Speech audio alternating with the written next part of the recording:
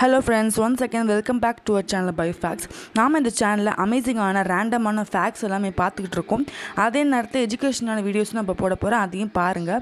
இன்றைக்கி நம்ம எதை பற்றி பார்க்க போகிறோம்னா, ஃபினான்ஷியல் அக்கௌண்டிங்கில் ஒரு பிஸ்னஸில் ஃபயர் ஆயிடுச்சு அப்படின்னா அதை அவங்க எப்படிலாம் வந்து கிளைம் பண்ணுவாங்க அப்படின்ற பற்றி தான் நம்ம இப்போ பார்க்க போகிறோம். நம்ம சம்பவம் பார்ப்போம், ஈஸியாக தான் இருக்கும். Fire occurred at the premises of a trader on 31st May 1994, destroying a great part of his goods.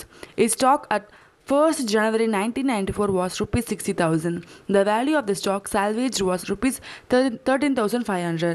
The gross profit on sales was 30% and the sales amounted to rupees 1,53,000 from January to the date of the fire, while for the same period the purchases amounted to the rupees 1,03,500.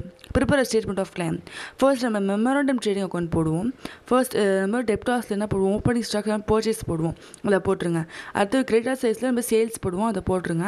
அதுக்கப்புறம் என்ன பண்ணோம் அப்படின்னா profit கண்டுபிடிக்கணும். அவங்க வந்து on சேல்ஸும் கொடுத்தனால நம்ம சேல்ஸோட அமௌண்ட்டை போட்டு % கொடுத்துருக்காங்களா 30%, அதை நீங்கள் போட்டிங்கன்னா ஆன்சர் வரும். அதை நீங்கள் போட்டுக்கோங்க. இதுக்கப்புறம் நீங்கள் வந்து பை பேலன்ஸ் பிடி அப்படிலாம் போட்டு நீங்கள் டேலி பண்ணிங்க அப்படின்னா ஸ்டாக் ஆன் த ஃபயர் நமக்கு கிடச்சிரும். அடுத்தது வந்து எப்படி கிளைம் பண்ணுறாங்க, ஸ்டேட்மெண்ட் ஆஃப் கிளைம் பார்த்தலாம்.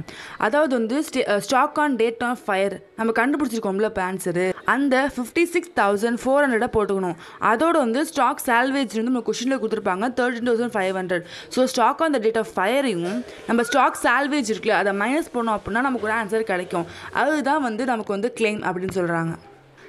இந்த மெத்தட் மட்டும் இல்லைங்க, நிறைய மெத்தட் இருக்குது, நம்ம ஒன்றா பார்ப்போம். ஃபர்ஸ்ட் இந்த மெத்தட் ரொம்ப ஈஸியாக இருக்கும்னு நினைக்கிறேன். Thank you so much.